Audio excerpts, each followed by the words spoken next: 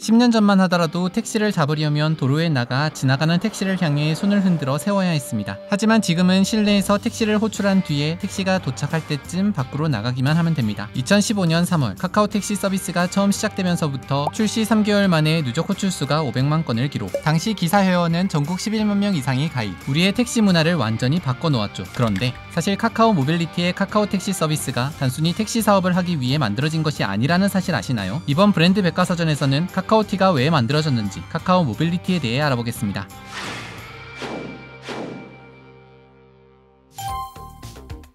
2014년 카카오는 카카오톡, 카카오스토리, 카카오프렌즈 등 출시하는 온라인 서비스마다 큰 성공을 이뤄내고 있던 상황이었습니다. 그리고 이 무렵 온라인을 넘어 오프라인 세상으로 눈을 돌리고 있었는데요. 커뮤니케이션, 정보, 생활 플랫폼 사업자로 사업을 확장하며 O2O 서비스라는 새로운 비전을 세우게 된 것이죠. O2O는 온라인 투 오프라인, 즉 온라인 플랫폼을 통해 공급자와 수요자를 오프라인에서 연결시켜주는 것을 말합니다. 이미 카카오는 카카오톡의 대중화로 3년 만에 전세계 가입자 수 1억 명을 돌파하며 온라인 이용자 수를 대거 확보해둔 상태였는데요. 이들에게 온라인 편의성을 넘어 오프라인의 편의까지 제공하고자 한 것이죠. 사실 지금이야 O2O 서비스가 우리 일상에 많이 익숙해졌지만 당시엔 O2O를 대표하는 우버나 에어비앤비가 현재 가치의 10에서 20% 수준으로 평가받고 있던 상황이었다고 합니다. 온라인과 오프라인의 경계가 너무도 명확하게 구분되어 있었기 때문인데요. 카카오는 분명 O2O 서비스가 중요해질 거라고 판단하고 발빠르게 대처하기로 한 겁니다. 그렇게 2014년 6월 카카오는 본격적으로 O2O 서비스를 런칭하기 위해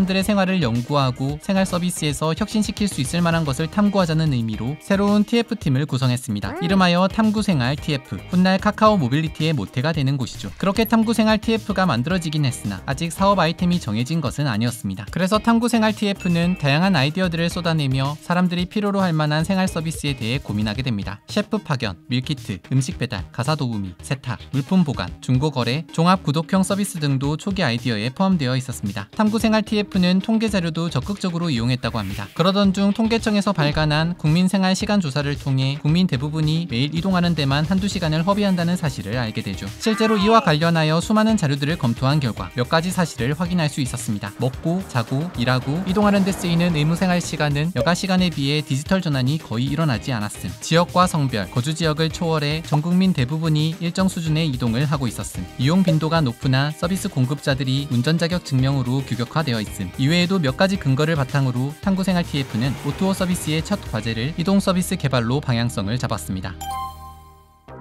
본격적으로 이동 서비스를 개발하기로 결정한 탐구생활 TF는 우유니 프로젝트라는 이름으로 첫 번째 서비스 개발을 시작했습니다. 사실 이 프로젝트명은 이동 서비스와는 전혀 상관없었지만 대박이 났을 때 우유니 사막으로 워크숍을 데려가 달라는 개발자들의 희망사항을 담아 정해진 이름이라고 합니다. 하지만 탐구생활 TF의 우유니 프로젝트는 시작부터 난항을 겪어야 했습니다. 이동 오토 서비스 중 우버와 같은 라이드 헤일링 서비스의 경우 개인이 자신의 승용차를 공유해 택시처럼 이동 서비스를 제공했는데 각 국가의 현행법과 마찰을 빚는 경우가 많았습니다. 실제로 우리나라는 우버를 불법이라 여겨 전면 금지시켰는데요. 그래서 탐구생활 TF는 우버처럼 개인용 차량에 이동 서비스를 적용시키는 건 리스크가 클 것이라고 판단하고 정식으로 허가받아 운영되는 교통수단인 택시에 초점을 맞춰 차별점을 두기로 한 것이죠. 사실 전화로 미리 택시를 부를 수 있는 콜택시 서비스가 이미 존재하고 있었지만 전체 택시 운행량 대비 약 5% 미만 수준으로 아주 소규모로 운영되고 있었는데요. 그래서 탐구생활 TF는 택시 승차 앱을 만들어 택시 서비스의 혁신을 이끌어보기로 결정하게 됩니다. 탐구생활 TF의 개발자들이 승객용 앱과 기사용 앱을 개발하는 동안 다른 TF 구성원들은 택시 기사들을 설득하러 다녔습니다. 서비스 개발도 중요하지만 사용자들이 서비스를 실제로 받아들일 준비가 되어 있어야만 성공적으로 자리 잡을 수 있을 거라 생각했기 때문입니다. 특히 서비스 주 공급자인 택시 기사들은 대부분 시니어 계층이라 스마트폰이 익숙하지 않다는 점도 해결해야 할 숙제였죠. 그런데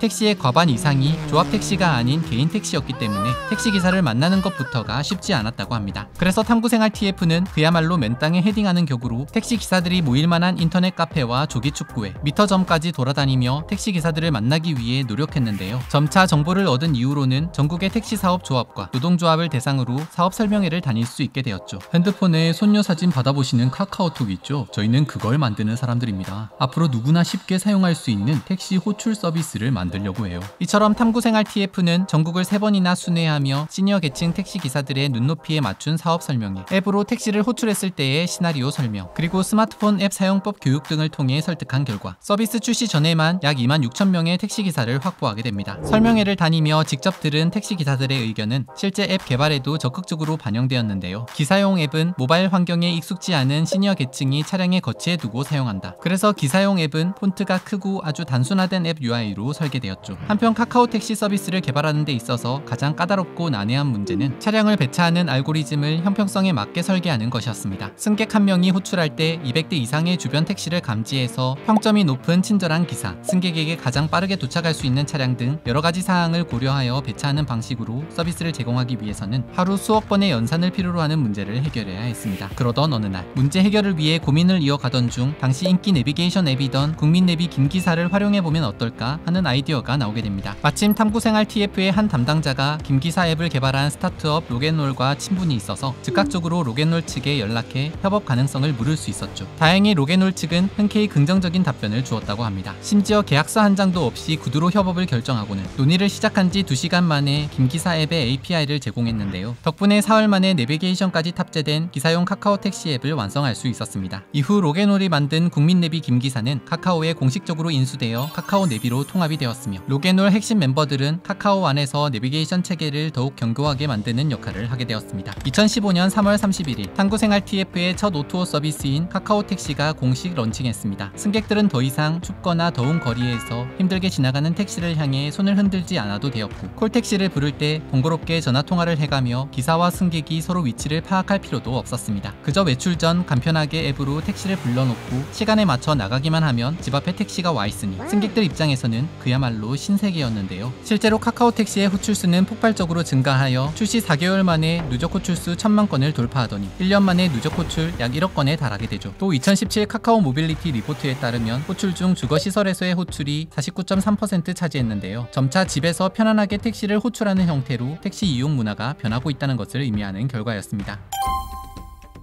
탐구생활 TF로 시작하여 카카오 택시의 대성공을 이끈 모빌리티 사업부는 2017년 8월 카카오 모빌리티라는 자회사로 분사하게 됩니다. 그리고 카카오 택시를 카카오티로 리브랜딩한 뒤 최초의 목표였던 O2O 서비스의 사업 영역도 본격적으로 확장시키기 시작했습니다. 주차, 내비게이션, 대리, 버스, 전기자전거 등 이용자와 이동 서비스를 모바일 플랫폼을 통해 편리하게 이어주는 다양한 O2O 서비스를 카카오티 플랫폼을 통해 실현하게 된 것이죠. 하지만 카카오 모빌리티는 2년 만에 큰 위기를 맞이하게 됩니다. 바로 2019년 말부터 전 세계를 강타한 코로나 팬데믹 때문이었죠. 외부 활동 위축으로 이동 수요 자체가 줄어든 탓에 모빌리티 업계는 큰 타격을 받았는데요. 카카오 모빌리티 역시 코로나19 유행 첫 2주 동안에만 택시 호출수가 19%나 감소했다고 합니다. 카카오 모빌리티는 전례 없던 위기를 극복하기 위한 방법을 모색해야 했는데요. 우선 승객과 기사들을 안심시키기 위해 카카오티 브랜드 가맹 택시 기사들에게 마스크를 제공하는 것은 물론 승객들을 위한 손소독제 비치를 기본으로 하고 전문 방역업체의 고성능 미립자 필터인 헤파 필터까지 설치해 승객에게 안전한 이동 환경을 제공하도록 조치했습니다. 이러한 노력 덕분에 카카오 모빌리티는 2020년 9월 OECD 산하의 국제교통 포럼이 선정한 코로나19 위기 극복에 모범을 보인 기업 15곳 중 한 곳으로 꼽히며 글로벌적인 모범이 되기도 하죠. 코시국이 끝을 보이고 일상이 시작되자 그동안 이동을 자제하던 사람들의 심리는 빠르게 회복되었습니다. 택시 호출, 내비게이션, 승차 공유 같은 모빌리티 플랫폼이 다시 활기를 되찾기 시작한 건데요. 2021년 단계적 일상 회복에 따른 이동량 증가로 카카오티 택시 1 호출수는 역대 최고치를 갱신하는 등 카카오 모빌리티는 성수기를 맞이하게 되죠. 그러던 2022년 카카오 모빌리티는 그동안 억눌렸던 해외여행의 빗장이 열리면서 해외를 찾는 고객들이 증가하는 것을 보고 또 다른 기회를 모색하게 되는데요. 바로 카카오티 서비스의 해외 진출이었죠. 국내 이용자가 해외에서 카카오티 서비스를 그대로 이용하는 아웃바운드 서비스, 해외 이용자가 한국에 입국해 카카오티 서비스를 이용하게 하는 인바운드 서비스, 해외 현지 파트너사를 발굴하는 직접 진출까지 세 가지 축을 기반으로 해외 시장 진출을 추진하게 됩니다. 그리고 2023년 3월 카카오 모빌리티는 영국 모빌리티 중개 플랫폼 스플리트를 인수하며 해외 시장 진출을 가속화했습니다. 스플리트는 데이터 연결을 통한 글로벌 API 표준화를 제공하여 각 앱 내 공급자들과 이용자 수요를 연결해주는 모빌리티 중개 플랫폼입니다. 우버, 트립닷컴과 같은 전세계 슈퍼 앱들과 파트너십을 맺고 있어 150여 개 국가에서 20여 명에 달하는 이용자를 이미 연결하고 있습니다. 파편화된 전세계 모빌리티 서비스를 통합해 평소 자국에서 쓰던 앱으로 전세계 어디서나 손쉬운 이동이 가능하도록 연결하는 사업 모델을 구축해 왔는데요. 스플리트가 구축해온 글로벌 슈퍼앱 네트워크에 카카오 모빌리티의 플랫폼 역량을 접목해 해외 여행지에서 카카오티 앱 그대로 해외 차량을 호출할 수 있게 된 것입니다.